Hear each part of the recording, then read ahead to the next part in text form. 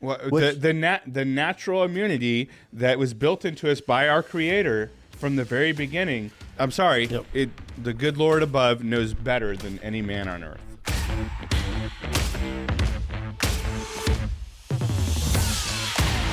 wow, we would have never believed this. We're on Spotify, we're on Apple, we're on Google. Go out there and listen to us. So we're excited about it.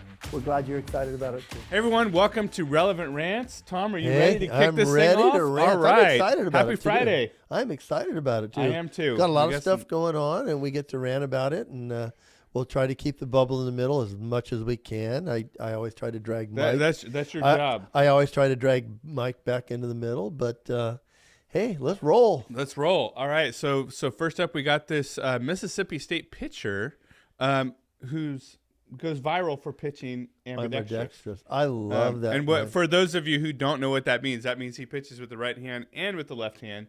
And Tom, you said you've seen this before. I saw it this morning, and I was like, wow, that's amazing, because and they showed he was just as effective with both arms. See, that's the key. I was just sharing it's with not Mike. just that he was capable. I was sharing with Mike that when I can write with both hands, but when I was in the second grade, and we used to be graded on neatness. Mm-hmm. My left wasn't as neat, but I would switch angles, and my teacher says choose a hand. Huh. And so I had to choose my right hand because I was more proficient in it. So proficiency is the key. This young man is proficient, and it's going to be interesting, the rule changes that they're going to have to. Oh yeah, he was pitching a 96 mile an hour fastball with the right arm, and I think it was a 92 mile an hour fastball with the left arm, and I was like, that it's unbelievable. Mike, you and I love fitness, and I would love to know a few things about this, because usually you have one dominant side. Yeah. And I wonder if his brain has worked it out where there is no dominant side. Well, Ludavia, right? Yeah. My wife, for those of you who don't know, she was actually like that, ambidextrous. She would write with both, and I think she was predominantly, when she was a kid, left-handed, and she had an old school teacher that would smack her hand and say, no, write with your right hand, because that's correct. Well, that's what I was told, to choose one, and pretty much was told choose the right. Yeah. So she's able to do things with both hands. Yeah. I one time had to prove to my wife that I could do it, and I did it, and she goes, "Oh, it's pretty good." I go, "Not good enough." Apparently, yeah. Not good enough. Sign checks. So anyway, yeah, I think it's going to be interesting to see how that affects the sports world. Well, they're going to have some rules, because I can know if you went out there and pitch right hand, and all of a sudden the batter is a righty, and then all of a sudden you threw left. I mean, you're going to have coaches like to set up batters based on the pitching arm and all that. Yeah, of course they do. Yes. So next up we got this AI thing, wow, which is a huge thing. Is AI big? I told you my experience this week, Mike, that I tried it, and for something I was writing, and my wife is very proficient in English. Well, we've used it quite a bit in our businesses as well, and even actually for malware protection on the IT side. For the past several years, we've used an AI type malware detection, and but even in writing and other things. And then the big one now is a Chat GPT, but then there's several others, and I think one of the big things, and I want to kind of do away with some of this myth, right? AI is going to replace humans. No, it's just humans are going to work differently, and I see more efficiently and more effectively. Well, I hope they learned something from the Terminator series. Where I mean, it's kind of crazy, some of it, but none of it. I haven't seen yet that they're able to actually think for themselves. What it's just doing, Tom, and you're familiar with this, being in IT in a previous career, it's looking at a database and responding, compiling that, doing its algorithm very, very quickly, but giving you an answer of all of the compiled information. Well, we're hoping that people will do the right thing with it, and I think that's the conclusion we're trying to come up with, which we would think that people would do the right thing all the time, but they don't.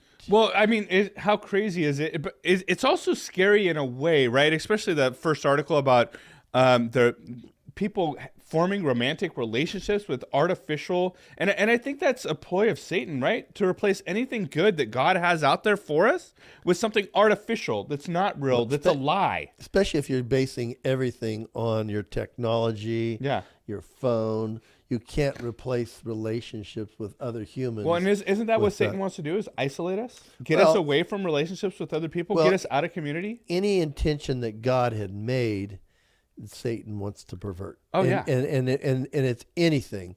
And I love what Joseph in the Bible said when he was looking at his brothers that had tended evil for him. He says, what you meant for evil, God turned for good. Right. And I'm not saying that technology in general is inherently evil by itself, right? I'm saying, and your wife said this several months ago when she was on one of our shows, it can be used for good and it can be used for evil either way. And I can't remember, she might have been referring to social media, but in education. Right.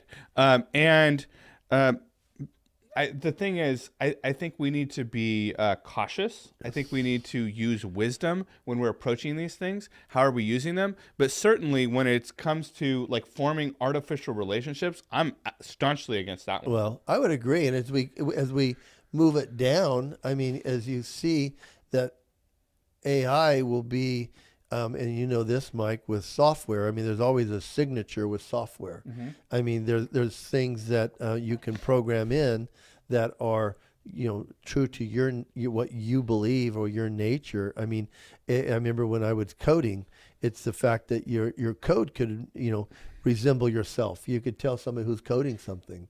I mean, we used to have to code subroutines back before they had them automatic. Sure. Uh-huh. And when you code something, it would always have it would be towards your lean and how I would understand something. I mean, there's always there's many ways to do the same task. Sure. And so it would. I had a conversation with, just kind of segue a little bit. I had a conversation with the team yesterday, and I was telling them about like, hey, we're real big on process and dialing in our processes for stuff. And like I was like, listen, I'm not a micromanager. I don't care what the process is. I only care that we have a process. Yes. Right. So and it helps us get to our pinnacle, which is getting business done. Right, exactly. And so I care about the outcomes. I care that we have a process. I care that we follow a process. But like one of the big things that I think, and the left is like, oh, the righties are scared of technology. No, we're not. We're just using intelligence. We want to use wisdom when it comes to that technology. And it's been proven that a lot of the stuff out there, and this goes to controlling minds, and I think it is. It goes to controlling minds, and I think that this is a tool that can be used for evil. I'm not saying that the technology in and of itself is inherently evil, but it can be used as a tool for evil. And they're trying to control minds and shift technology or shift patterns of thinking towards leftism and wokeism. An opinion. And a certain opinion, right. Yeah, and it's been proven that, I don't know how much all of y'all have paid attention to this, but for example, they were asked the AI, hey, say something negative about Biden. And it's like, oh, we don't say anything negative, blah, blah, blah, right? So it says, okay, great, say something negative about Trump. And it's like, oh, yeah, all these negative things. So it's like, okay, well, that's very clearly skewed to the left. But there's been multiple examples of such. Well, and I imagine somebody could make the point that it gets skewed to the right sometimes. But I have had the experience, and I challenge you to do what I did. I went out there and used Google, and I went out there and I used Safari, and I did a search, and then I went to DuckDuckGo. Yeah. And I've shared with this audience many times, my results were more encompassing when I went to DuckDuckGo. I got the stuff that Google and Safari were suppressing. Yeah. And it was to my amazement that that's not right. But I think it's important to know, and I don't know if you've seen this, Tom, but Bing, right? Bing's a search engine that nobody until recently really ever has used, right? I would say, that tongue-in-cheek, right? Because it's not 100% factually correct, but the vast majority of people have used other search engines, right? So Bing recently incorporated AI into their search engine largely, and people are starting to migrate over to that. But what I will say is, don't be afraid of the technology, because fear is not from the Lord, right? However, be intelligent, be informed, know what you're walking into, and then stay up to date on what's going on with that. You have to check things out for yourself. Nowadays, you can't just trust it. I think when technology first came out, the internet, everybody just says, of course they're giving us the right stuff.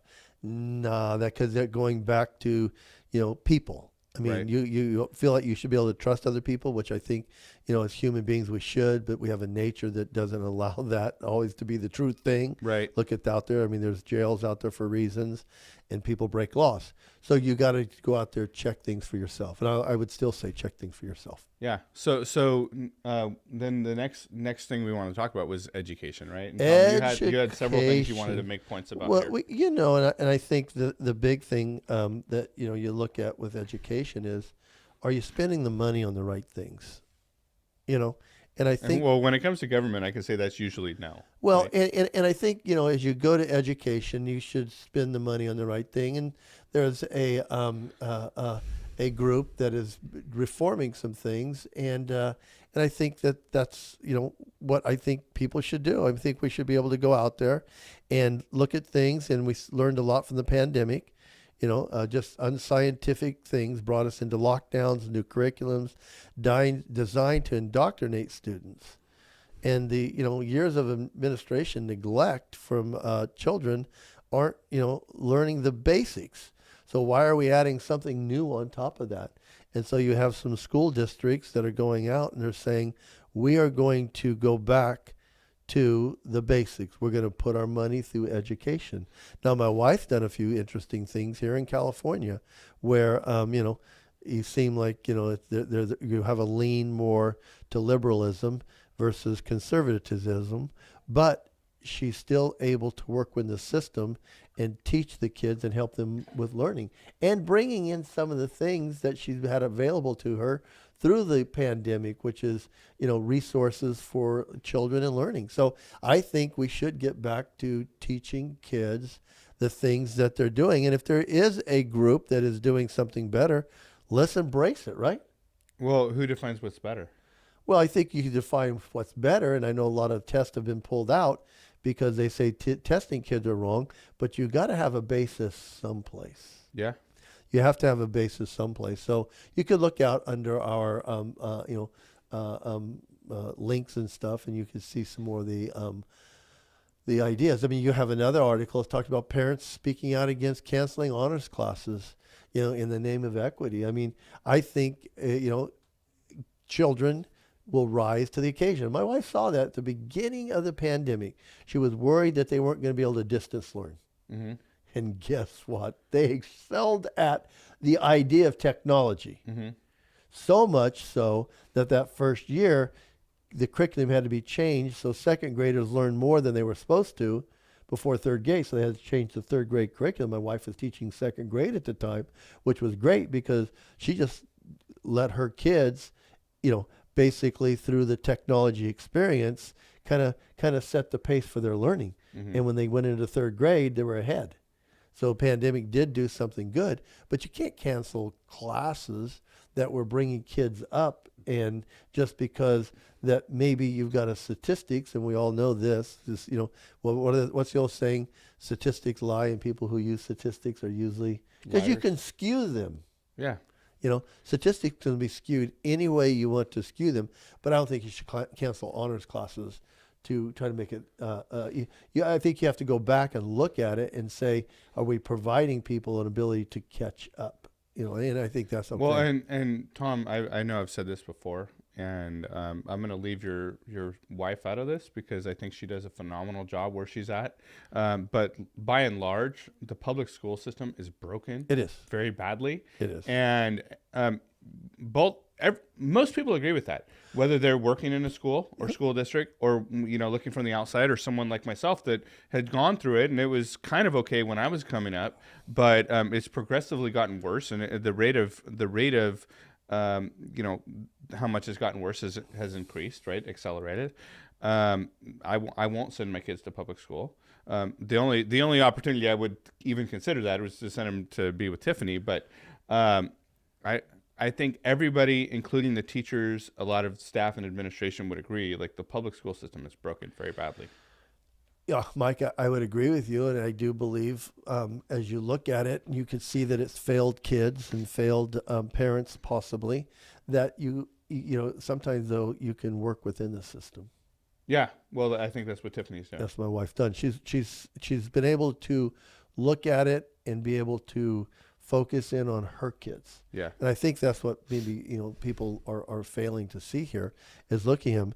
It's like that one of our articles today talks about a Ohio school district that removed their resource officers, saw more than 5,000 major incidents just in the fall of 2022. What is a resource officer? Resource officer is like somebody who goes out there and is kind of like, I think we called them narcs. Okay. Back in our day. Okay. Yeah. They were looking for problems on campus. Okay. Now they call them resource officers? I think because they provide resources. Okay. That maybe school teachers don't. Okay. Which is more of an enforcement. Yeah, sure. Things. And have they made mistakes in the past? Yeah. But I think you see at this Ohio school district, you throw the baby out with the bathwater with that analogy, you end up with more problems than you have solved. So I think it's talking about working together. And Mike, you know me, I always try to say, let's have conversations and try to work together. So yeah, yep, I like that. So Idaho lawmakers are introducing a legislation to criminalize anyone administering mRNA vaccines. I love that. Now, but Mike, I think you and I love it, but is that going too far? Does the problem lie in the vaccine or the people that have told us lies about the vaccine? What I meant to say is, there should have been more research on the vaccine. Oh, certainly. Yes, and I think what they're saying is, hey, they're going to stop it until we have the truth. Yeah. And I don't think anybody's still telling us the truth. No. I did get the vaccine. I got the J&J, Johnson & Johnson, which wasn't from the mRNA technology. Okay. It was old school. Okay. And that's why my doctor recommended I did it, and he's at Cedars-Sinai, and I followed his direction based on my health condition. And I told everybody, don't do what I did, right? Yeah. Well, I told him, don't do it. My wife didn't get it. My girls didn't get it. And they all work in companies, except for my daughter, Daily Wire. They came out against it, and Ben Shapiro talked about that, how he spent millions of dollars to keep his employees from having to subject themselves to an unproven technology. And I think we can say that now because I think CDC said it. I think other FDA said it. Well, I think there's been a lot of stuff that has come out, especially recently, about the efficacy or lack thereof of the virus, or excuse me, the vaccine itself, the lockdowns, the masks. There's been a lot of things that have come down and said this was not effective. We should have never done it. Well, I think it's up in our next article here. Is the science blesses natural immunity. They're saying now, which they didn't give it any credit in the beginning, that natural immunity is as good as two vaccinations. Well, how foolish are we to believe that a scientist who is a man on Earth, and they have a high IQ, great. How foolish are we to think that they know more than our Creator who designed us from the beginning? What they're saying is that natural immunity from the COVID infection is at least as effective at protecting you from reinfection with the virus as 2 doses of the vaccine. So what they're saying is basically, if you did get it and you didn't have the vaccine, which nobody got in the beginning, right. We didn't have it, that you were protected as good as getting 2 vaccines. It's at least as effective, but what they don't want to say is that it's actually, in fact, more effective. Yeah. Well, my doctor, I've had COVID twice. Second time was worse than the first, and people said get the vaccine and it won't be as bad. I'm telling you, it was worse. Second time was as worse.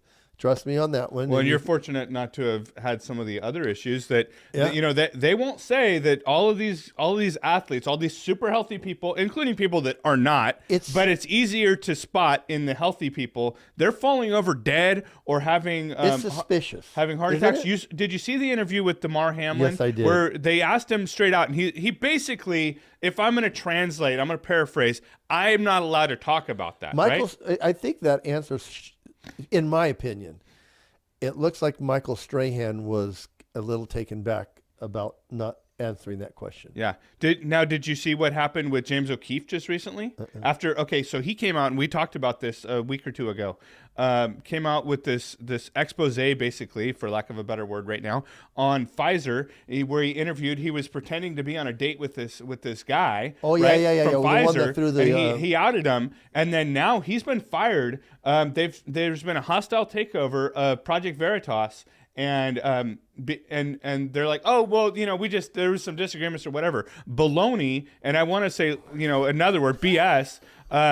He's been outed because of because he came out against Pfizer, and Pfizer's like, hey, I'm going to put some money down because we want to get rid of this guy because he's coming out and telling the truth about what's really going on. And the fact is, truth will prevail.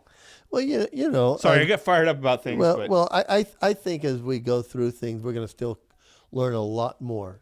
My oldest daughter still has no taste or smell after 2.5 years. And what I was wanting to say before Mike went off on the rant, which it's okay to do, is that my doctor in my second case of COVID wanted me to let my immune system kick back in. He just told me, Tom, let's let your immune system fight back and take care of you this time. Yeah. And if you have secondary infections, let's do it. And we did. We let it go and we let it take care of it. But that's going back, my doctor's saying, let's let your immune system, which is, I think, our best defense over fighting anything. Oh, it is. Absolutely. He said, let's bring it back. Well, the natural immunity that was built into us by our Creator from the very beginning, the good Lord above knows better than any man on earth.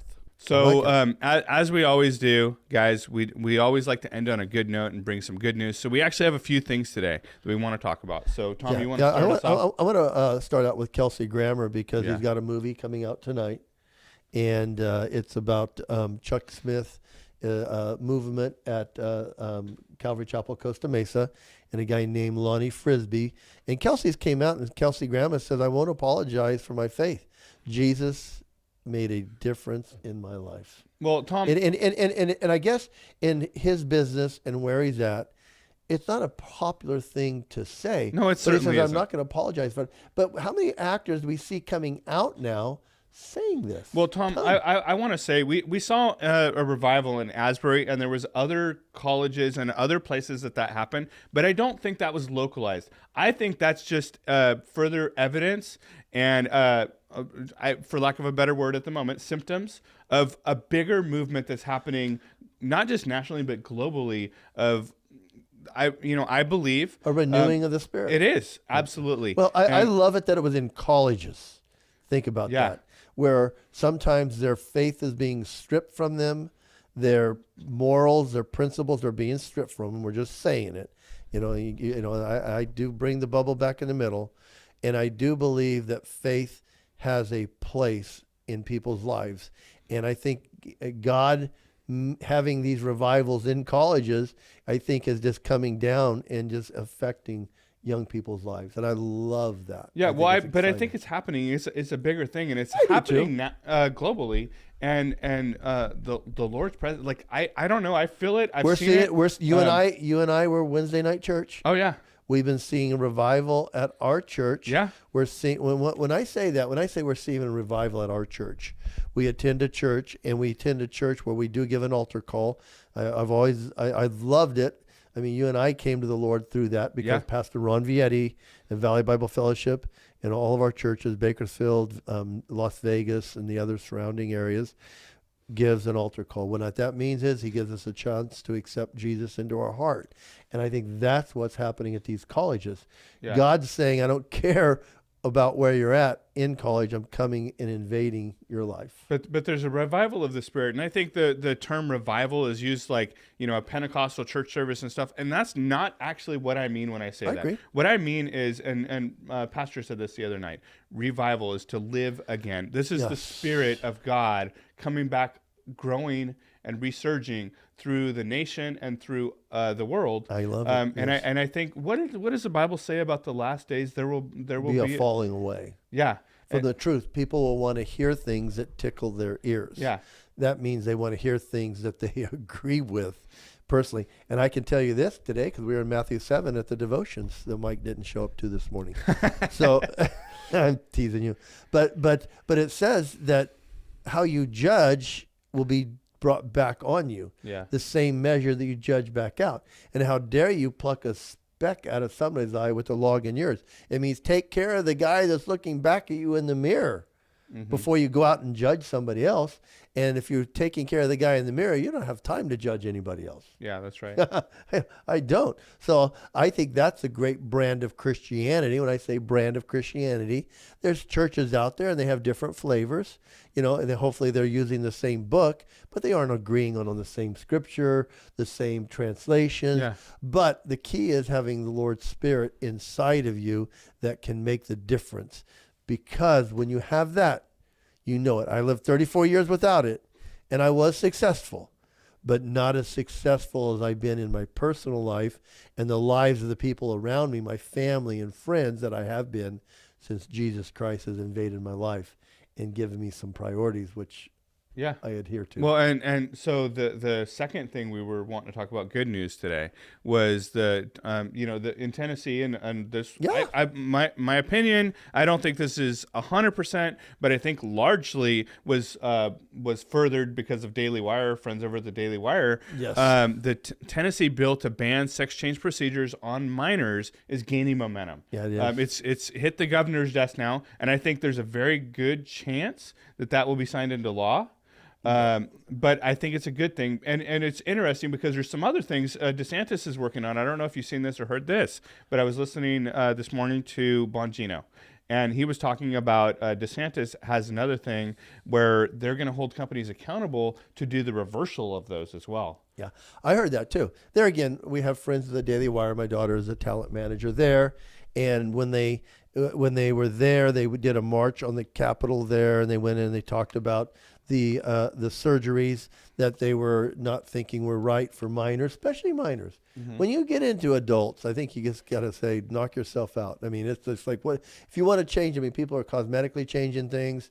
So, if you're going to do a sex change, I think it's changing private parts that people can't see. So it's almost cosmetic. Well, one of the things they're starting to discover about these people that are suffering from gender dysphoria is that there's underlying causes of like autism and other things that are bringing that about. And then as they're discovering that and treating what's the real root cause, like the gender dysphoria thing is going away in those individuals. Well, it's going back to, Mike, even things that it goes down to our DNA level, where they're saying your DNA level is deciding whether you're a man or a woman. Mm-hmm. I mean, that's implanted in you. And if we're going to talk about a creator, he's implanted it in us. Yeah. And I love it with our friend, Angelo Frazier. Angelo will always say it. Archaeologists are not going to dig up any, transgender skeletons.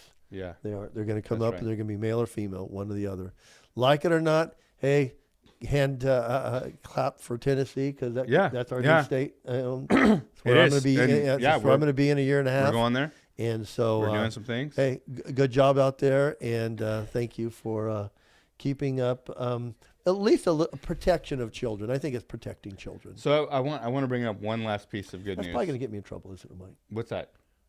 Tell them that we're protecting children. No, I agree. I agree. Well, we are protecting children. No, you're agreeing that it'll probably get me in trouble. But there again, guys, I try to keep my bubble in the middle. But in this case, my wife can't give an aspirin to a student at her school without notifying the parent. An aspirin. Yeah. So I have one more piece of good news, Tom. Okay. And I just checked this morning. We just started my new podcast, right. Mike Harvey podcast. Oh, you got to listen to it. This guy does a great job. Well, I feel like, and you guys can tell me if you disagree listening to it. Go check it out. I would love for you to do that. Yes. But I feel an anointing to do it, right? I like it, Mike. But we've already surpassed 100 downloads. Wow. And just that in the means first it's few good. days, 100 people are looking at that. That's a good number. Yeah. So I'm happy to see that, but also I think that there's a good message there. So if you guys want to go check it out, Alex, can you make sure there's a link in the notes for this show so they can go check it out? Well, while you're giving a pitch for your show, I think we should go ahead and say that we have a new show on Tuesdays. Muscle Matters. I love that. Lunch Break. I loved the last week of Lunch Edward? Break. Yeah, that's fantastic. Blue Davia loved it too. Did a great show. So we're bringing you new things. And we're up over 300 subscribers. Thank you. Yes, thank you. Thank you for going out there. And that's a milestone for 511 Media Group in our YouTube channel. So go out there and check us out wherever you can. Yep. Thanks for watching. Have a great day. God bless.